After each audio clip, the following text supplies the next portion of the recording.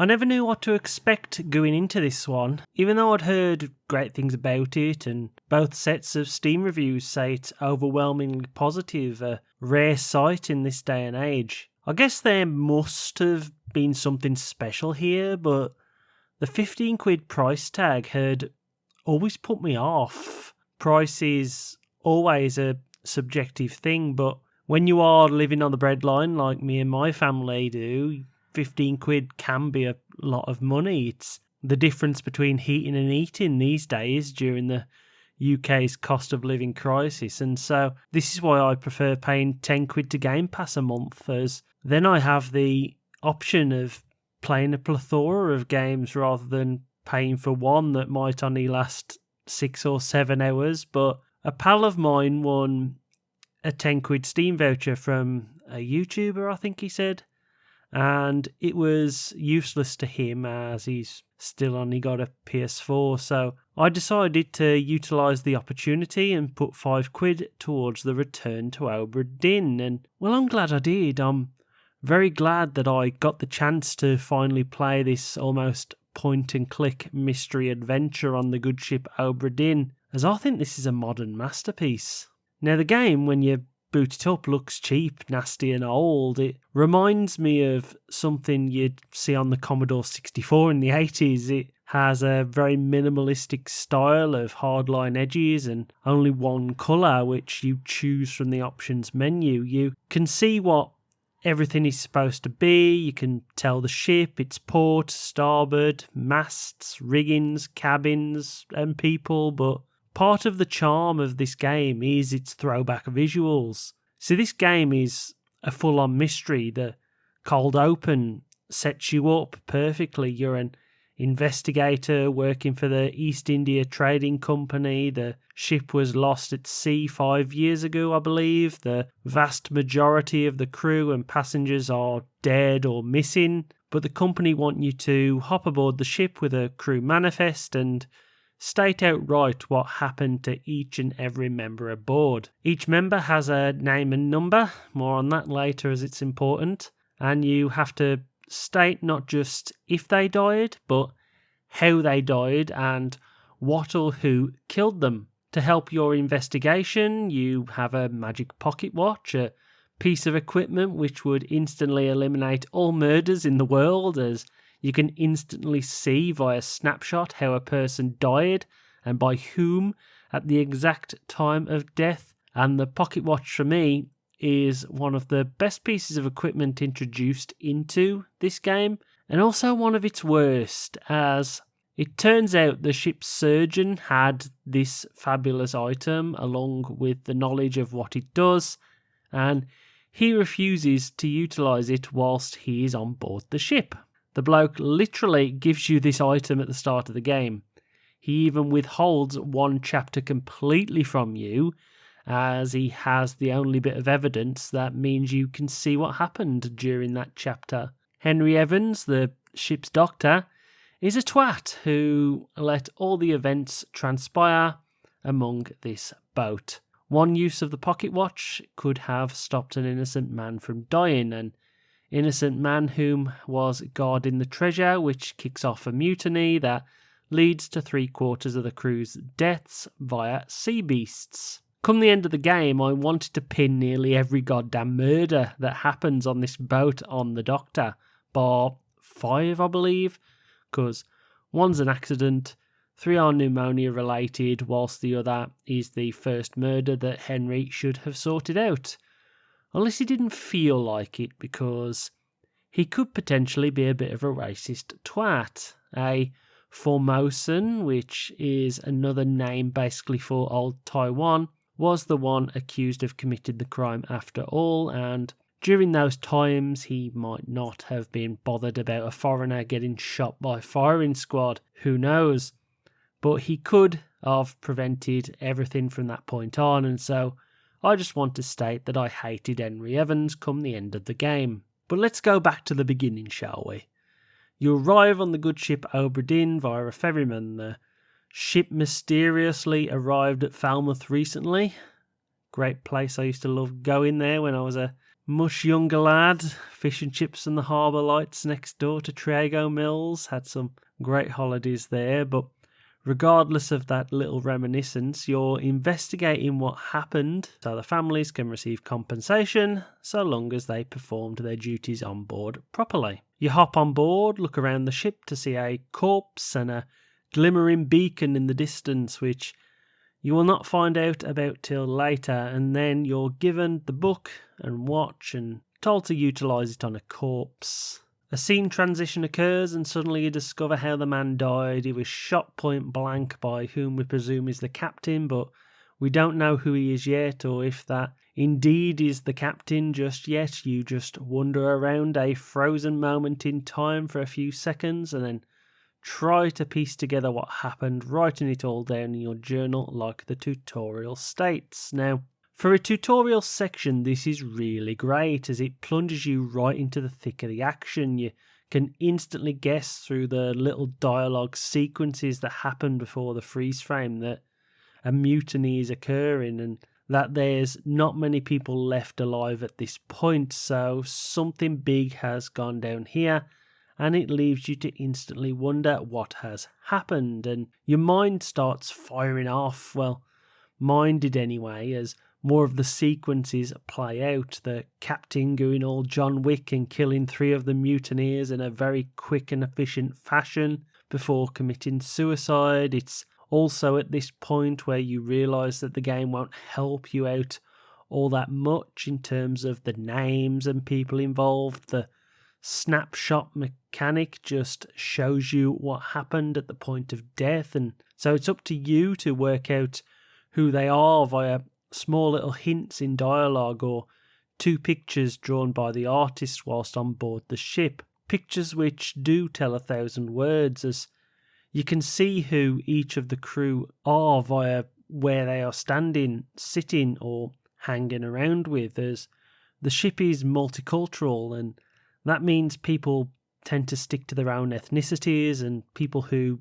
speak their language, along with the ones who tend to do the same job. As someone who used to work in garages, you see it all the while. The electricians, which were my crew, hung around together. Then the fitters, body makers and cleaners all had their little groups. And it's an amazing bit of snapshot storytelling, which some people might not get unless they have experienced it themselves.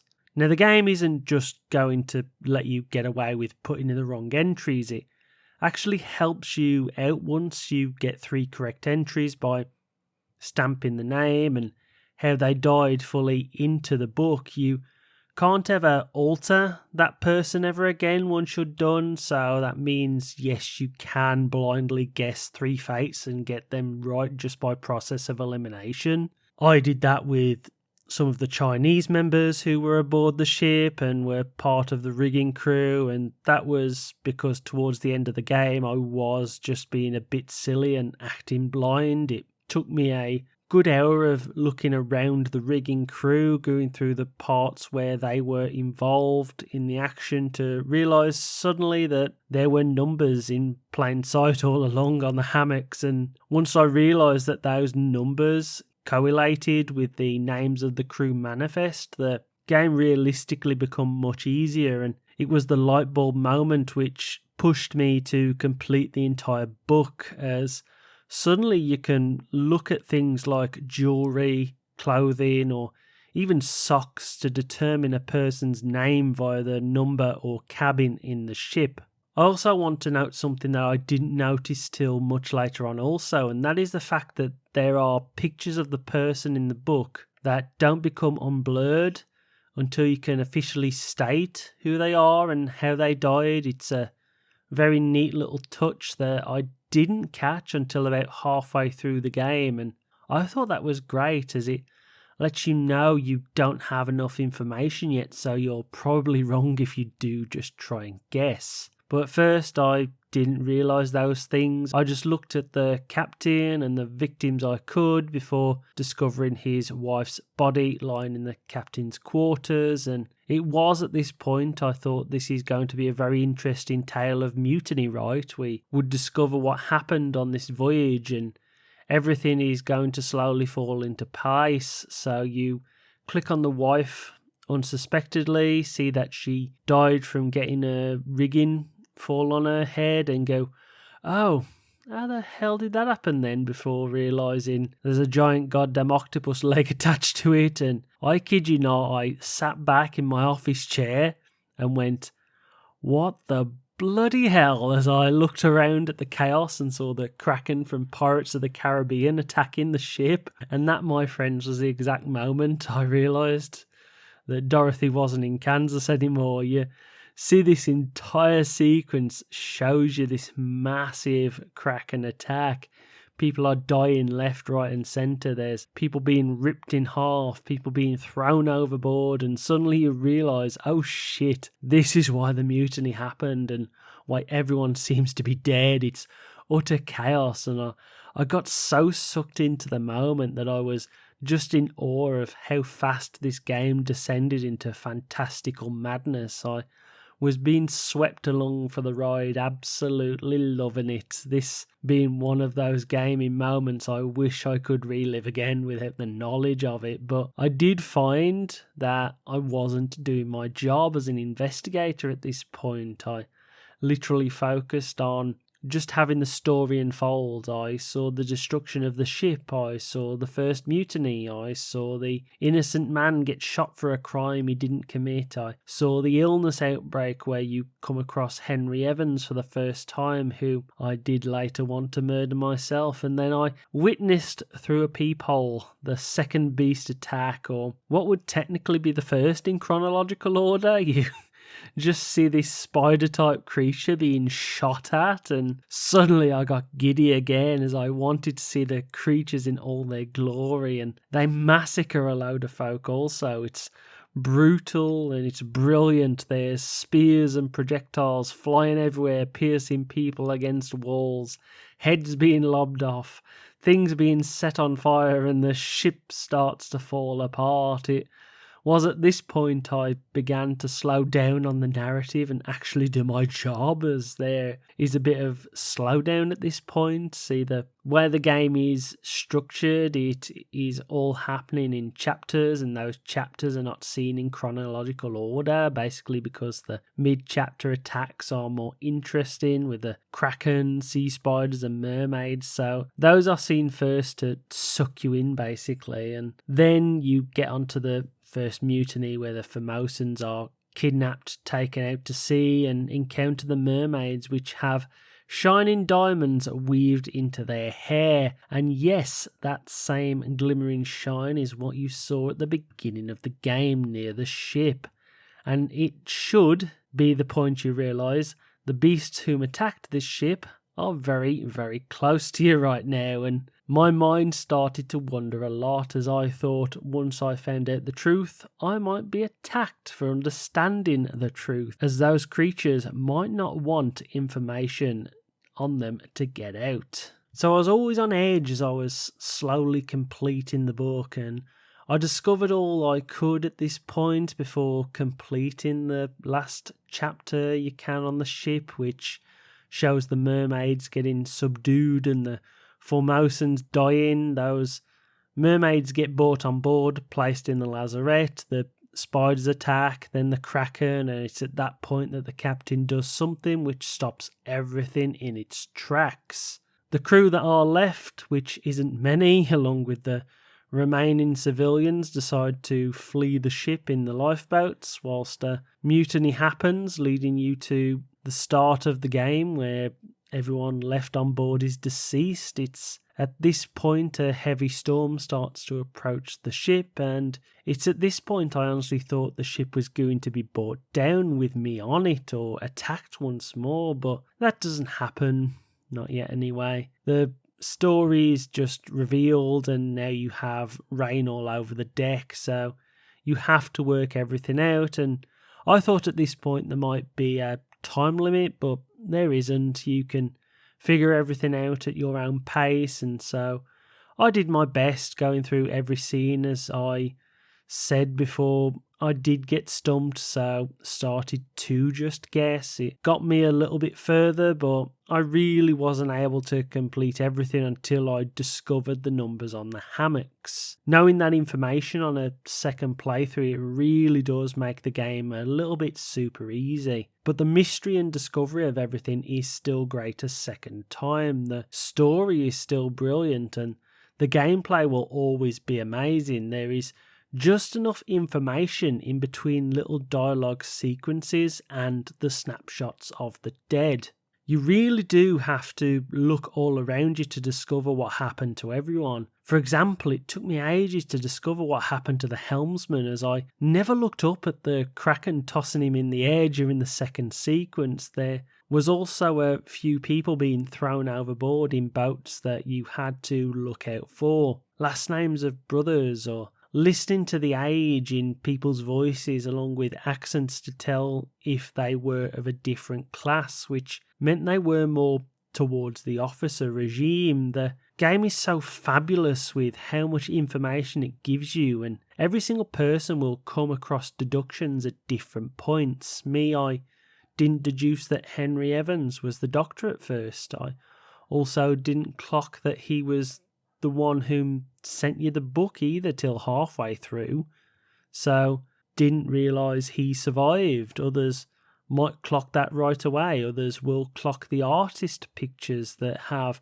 a signature on them and be able to deduce whom he is by looking through the names in the ledger. I didn't clock him till I found his body being crushed by the Kraken, but others might get that way earlier by piecing 2 and 2 together. It's such a masterpiece of puzzling game design. This would have been very difficult to craft, and I love Luke Pope for designing this. It must have been laborious, but I can't honestly say anything bad about what is on offer during the ship and the story that unfolds. I can, however, talk about how much I disliked the last chapter and how it makes Henry Evans seem a bit like a twat though. So you fill in the ledger, everyone is accounted for, the story is complete, everything except for that one missing chapter you've scanned past all this time. Chapter 8, The Bargain. See, Henry has had a pet monkey on his shoulder whenever you see him during the earlier chapters, and you do clock pretty early on,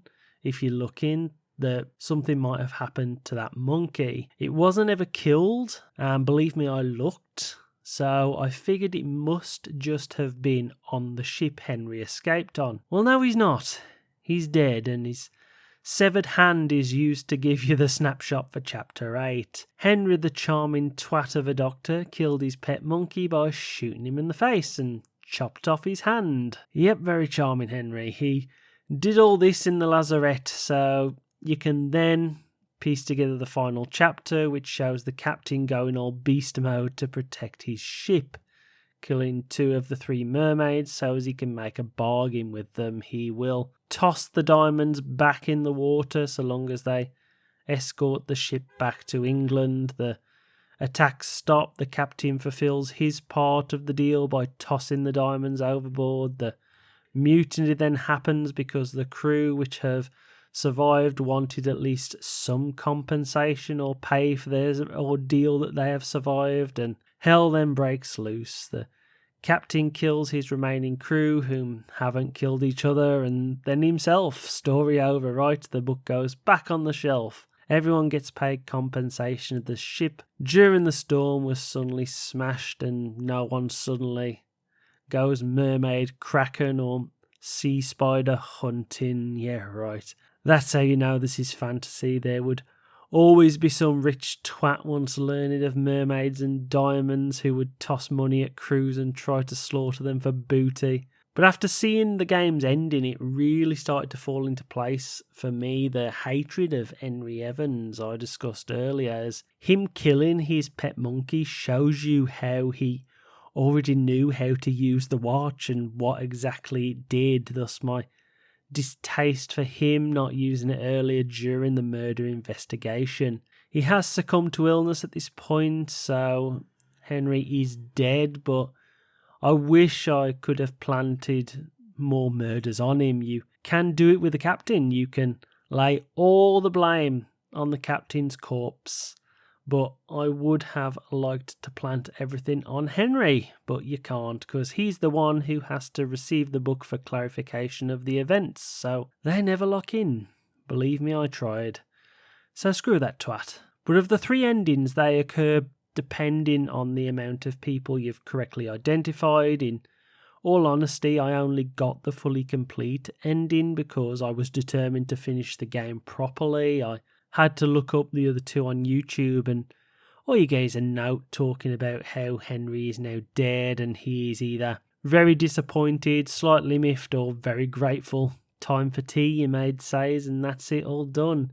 Book goes on the shelf, ready for you to open up again and reminisce if you wish to play it once more. And I did very quickly. I wanted to see how fast I could solve everything with a knowledge of what I knew after completion, and my time was about 2 hours 15 minutes, something like that, doing 100% of the fates properly. My first go took about 6 hours, so in all, this game received about 8 hours of playtime from me. Now, would I have loved paying 15 quid for this? I would have loved the experience, but it would have grieved me to pay that and probably angered the wife with our money being so scarce right now.